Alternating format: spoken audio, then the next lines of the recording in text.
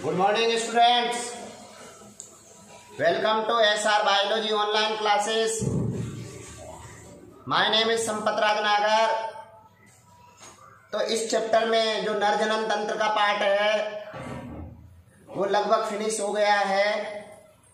उसमें first point अपन ने वर्षण कोश के बारे में स्टडी करी। वर्षण कोश के बाद वर्षण का स्टडी किया। वर्षण की आंतरिक संरचना में लंबवत काट और अनुप्रस्थ काट का स्टडी किया। उसके बाद जैसे वर्षण हो गया तो वर्षण के बाद अधिवर्षण का स्टडी किया। अधिवर्षण के बाद शुक्रवाहिनी के बारे में देखा। शुक्रवाहिनी से शुक्राशय के बारे में हुआ। शुक्राशय से टच में एजेकुलेटरी डक्ट हुई। एजेकुलेटरी डक्ट के बाद किसके बारे में हुआ? एजुकुलेटरी डक्ट हो गया, मूत्र मार्ग हो गया। मूत्र मार्ग के बाद सिसन कंप्लीट हुआ। सिसन के बाद सहायक ग्रंथियों के बारे में अपन ने देखा। सहायक ग्रंथियां शुक्राशय भी होता है, इसका अपन ने अलग से भी देखा। दो टाइम अलग अलग देखा अपन ने। शुक्राशय के बाद प्रोस्टेट ग्रंथि के बारे में देखा और प्रोस्टेट ग्रंथि के बाद अपने लास्ट बल्बो यूरिथ्रल ग्रंथि के बारे में देखा। इस प्रकार से नर जनन तंत्र का पूरा अपन ने डिस्क्राइब देखा।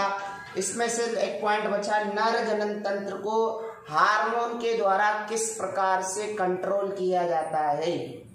नर जनन तंत्र को हार्मोन के द्वारा किस प्रकार से कंट्रोल किया जाता है कि आप जानते हो कि आपने 11th क्लास में हार्मोन से रिलेटेड चैप्टर पढ़ा है। चैप्टर नंबर 22 है, किस प्रकार से नियंत्रण व समन्वय है, रासायनिक समन्वय से रिलेटेड चैप्टर है, जिसमें आपने ग्रंथियों के बारे में अध्ययन करा होगा। ग्रंथियों में भी एक ग्रंथि होती है हाइपोथैलेमस ग्रंथि। हाइपोथैलेमस मस्तिष्क में स्थित होती है। हाइपोथैलेमस जो ग्रंथि होती है इसके द्वारा रिलीजिंग फैक्टर रिलीज होता है, रिलीजिंग हार्मोन स्रावित होते हैं। टू टाइप के हार्मोन सीक्रेट होते हैं। एक तो रिलीजिंग हार्मोन सीक्रेट होते हैं और एक इनहिबिटिंग हार्मोन सीक्रेट होते हैं। रिलीजिंग का मतलब है उत्तेजित करने वाले हार्मोन सीक्रेट होते हैं। इनहिबिट करने वाले हार्मोन क्या होते हैं? जो किसी चीज को इनहिबिट करने का काम करते हैं। तो क्या हुआ, जैसे ही हाइपोथैलेमस से कोई भी हार्मोन रिलीज होता है या कोई भी रिलीजिंग हार्मोन रिलीज होता है तो ये हार्मोन पीयूष ग्रंथि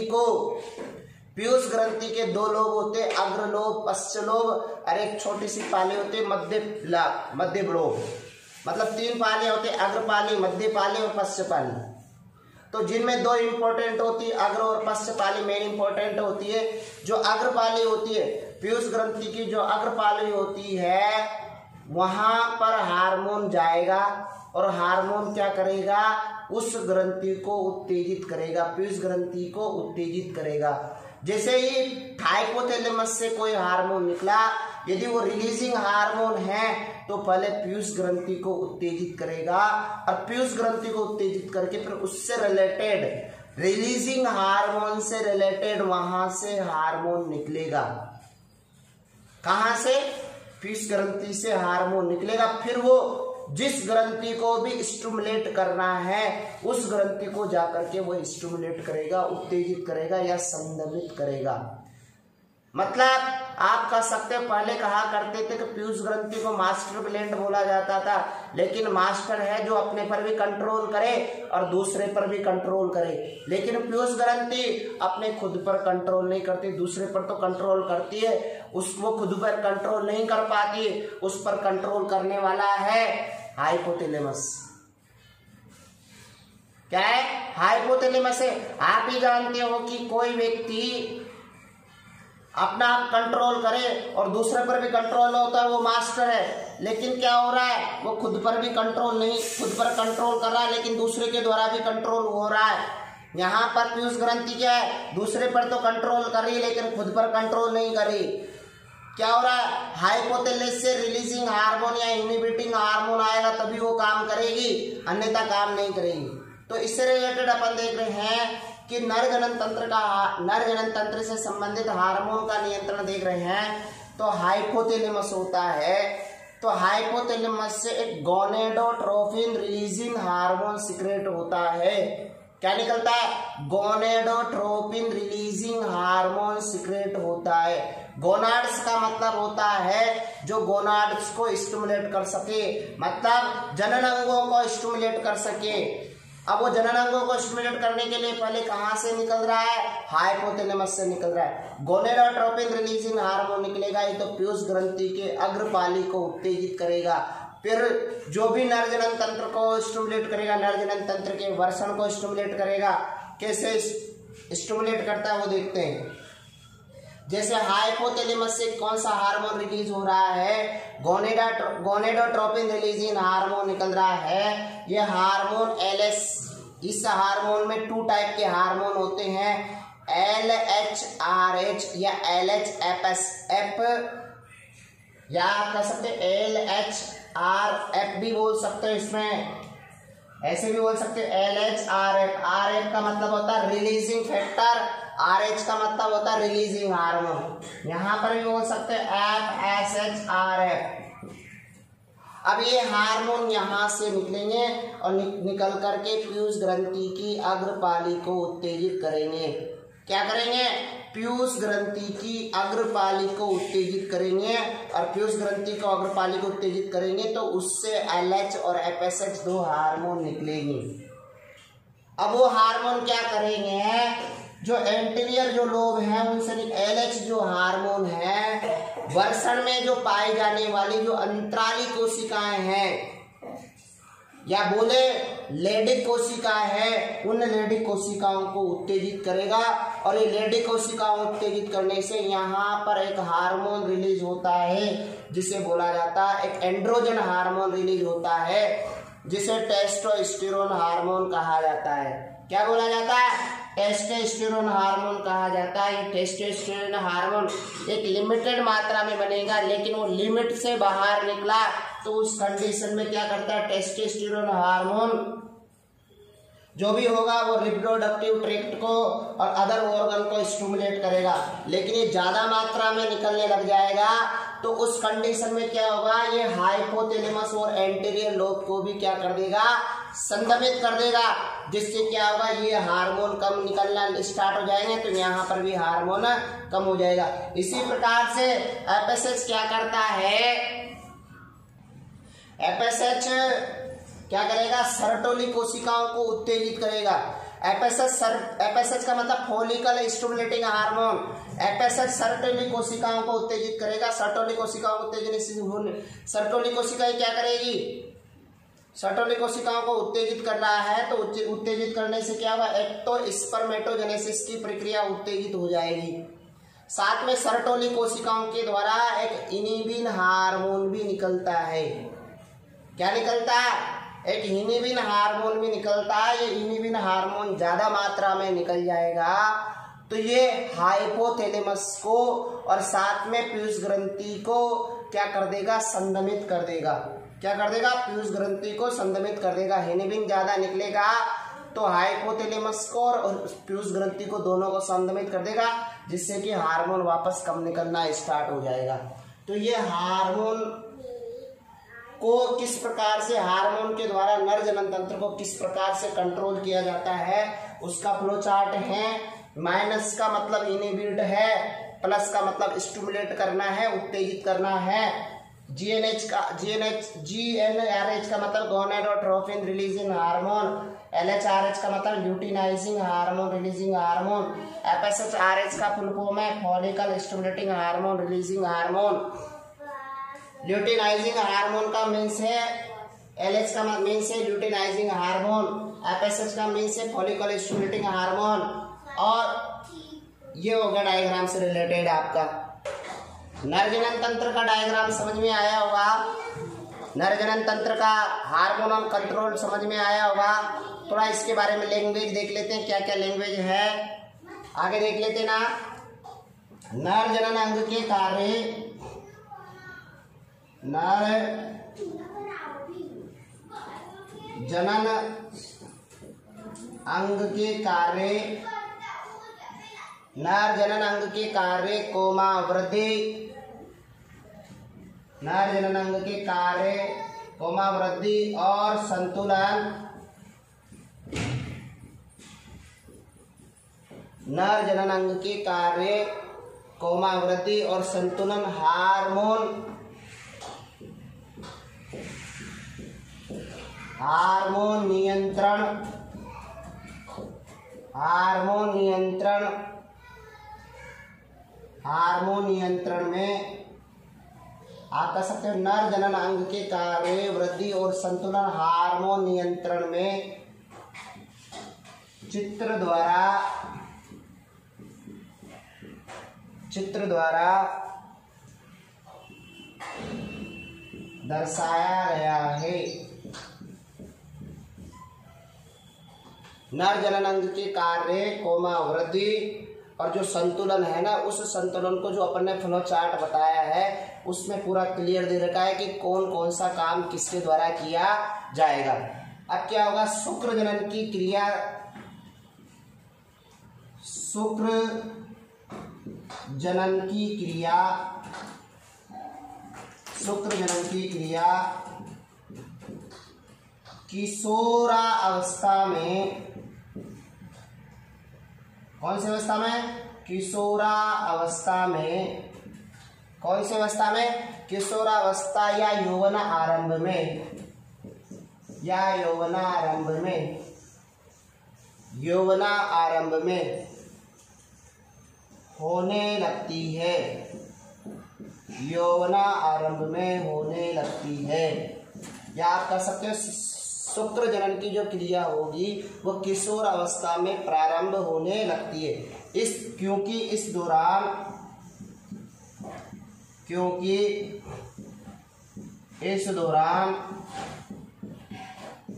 क्योंकि इस दौरान गोनेडोट्रोपिन रिलीजिंग हार्मोन, क्योंकि इस दौरान गोनेडोट्रोपिन रिलीजिंग हार्मोन अत्यधिक स्त्रावित होता है, अत्यधिक स्त्रावित होता है। क्या होता है, गोनेडोट्रोपिन हार्मोन अत्यधिक स्त्रावित होता है। यह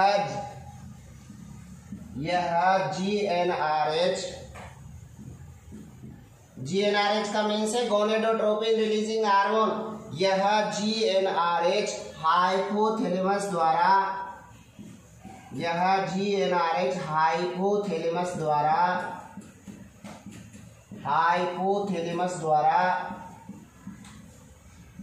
हाइपोथैलेमस द्वारा स्त्रावित होता है। किसके द्वारा स्त्रावित होता है, हाइपोथैलेमस के द्वारा स्त्रावित होता है। और ये पीयूष ग्रंथि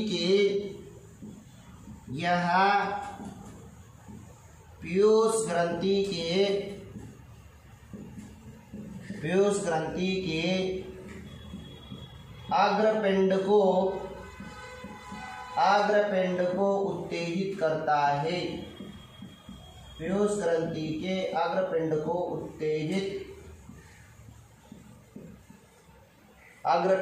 उत्तेजित करता है। क्या करता है, पीयूष ग्रंथि के अग्रपिंड को उत्तेजित करता है, जिससे LH व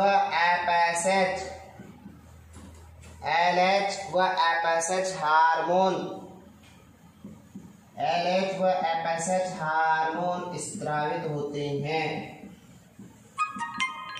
LH व FSH हार्मोन स्त्रावित होते हैं। कौन कौन से हार्मोन स्त्रावित होते हैं, LH व FSH हार्मोन स्त्रावित होते हैं।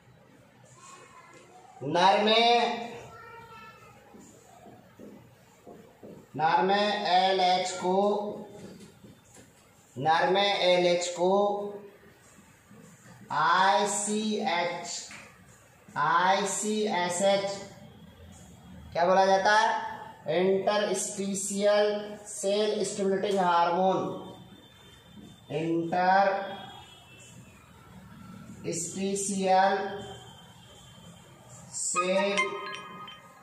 इंटरस्टिशियल सेल स्टिमुलेटिंग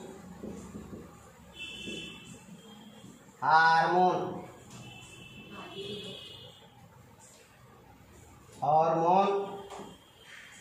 भी कहते हैं। LH को क्या बोला जाएगा? ICSH भी कहते हैं, क्योंकि LH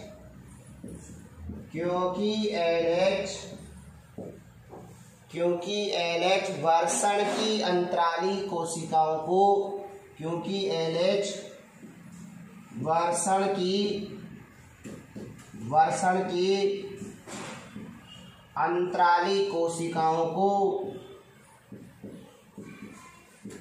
अंतराली कोशिकाओं को या लेडिक कोशिकाओं को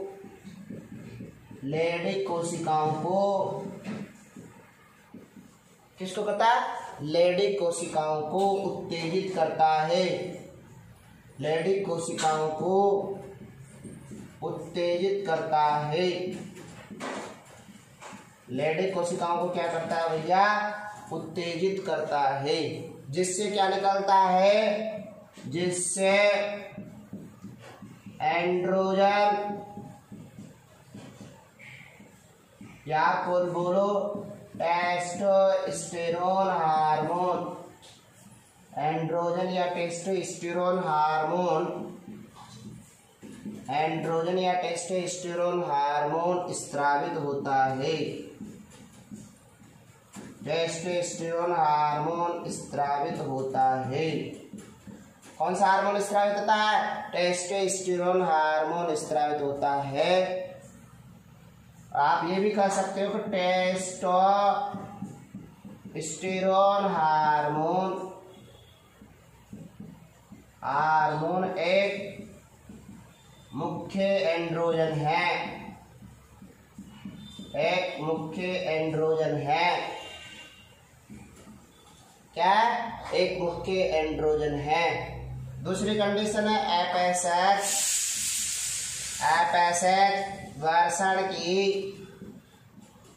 FSH वर्षण की सर्टोली कोशिकाओं को क्या हो जाएगा? FSH हार्मोन वर्षण की सर्टोली कोशिकाओं को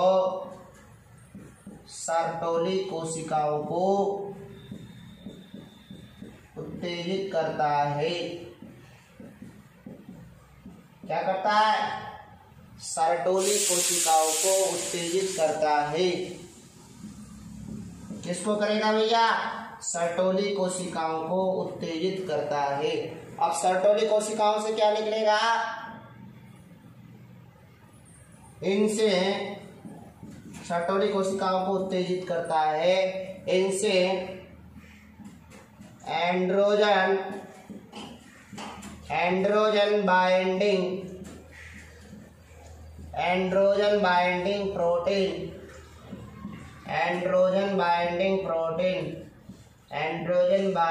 प्रोटीन ABP स्रावित होता है। एंड्रोजन बाइंडिंग प्रोटीन स्रावित होता है। कौन सा स्रावित होता है? एंड्रोजन बाइंडिंग प्रोटीन स्रावित होता है, जिससे सेमिनिफेरस नलिकाओं में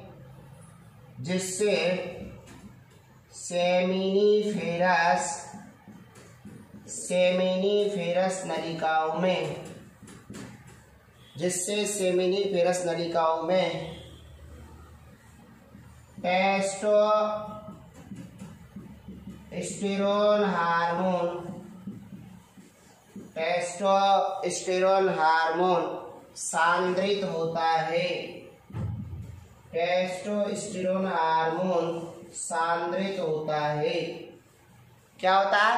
टेस्टोस्टेरोन हार्मोन सांद्रित होता है। समझ में आया? इसमें क्या हो रहा है, नर में जो LH होता है उस LH, नर में क्या हो रहा है, LH को क्या बोला जाता है, ICSH कहा जाएगा, इंटरस्टिशियल सेल स्टिमुलेटिंग हार्मोन बोला जाएगा। क्योंकि क्या करेगा, LH जो होता है ना, वर्षण की अंतराली कोशिकाओं को मतलब इंटरस्टिशियल सेल को क्या करता है, उत्तेजित करता है, जिससे एंड्रोजन जैसे टेस्टोस्टेरोन हार्मोन का स्त्रवण होगा।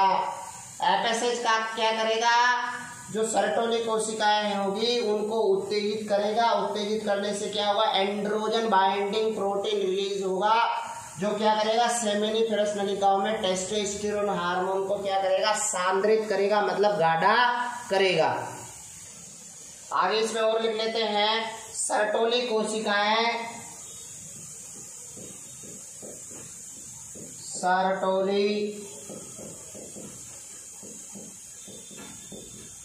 सर्टोली कोशिकाएं प्रोटीन हार्मोन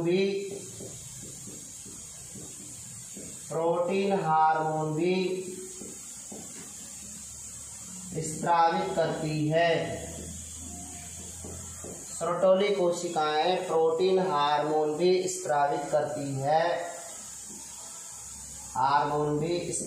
करती है, आगे देखते हैं, जिससे सर्टोली कोशिकाओं से प्रोटीन हार्मोन भी स्रावित करती है, जिसे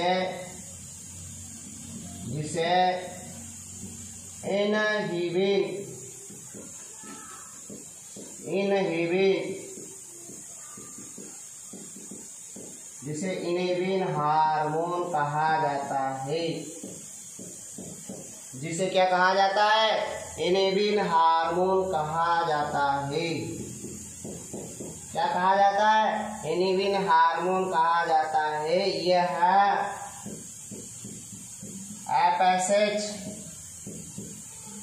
FSH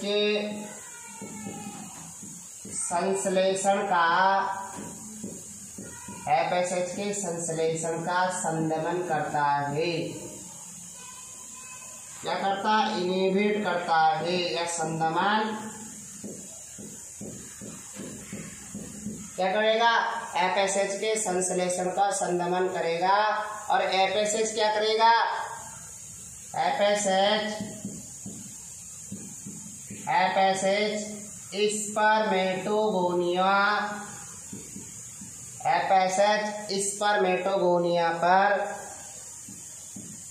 स्पर्मेटोगोनिया पर शुक्राणु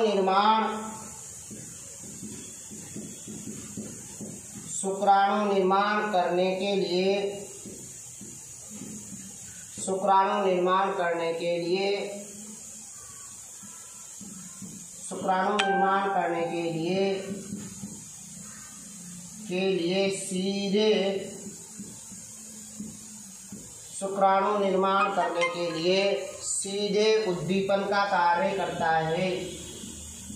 सीधे उद्दीपन का कार्य करता है। सीधे किसका काम करेगा, उद्दीपन का कार्य करता है। इस प्रकार से ये वाला जो पॉइंट्स है उसमें नर जनन तंत्र वाला पॉइंट कंप्लीट हो गया है। नर जनन तंत्र वाले पार्ट में आपके पूरे पार्ट कंप्लीट हो गया, जिसमें नर जनन तंत्र हार्मोन का किस प्रकार से कंट्रोल किया जाता है वो वाला पॉइंट हो जाता है। तो अगले लेक्चर में अपन स्टार्ट करेंगे मादा जनन तंत्र। मादा जनन तंत्र में किस प्रकार से उसकी संरचना होती है, मादा जनन तंत्र में अपन कहाँ पर स्थित होता है, मादा जनन तंत्र में कौन प्राथमिक लैंगिक अंग होता है, कौन कौन से भाग कहाँ भ्रूण का डेवलपमेंट होता है, ऐसा पूरा का पूरा डिस्क्राइब पर अध्ययन करेंगे। तो इस वीडियो को आप लाइक कीजिए, सब्सक्राइब कीजिए, शेयर कीजिए। Thank you.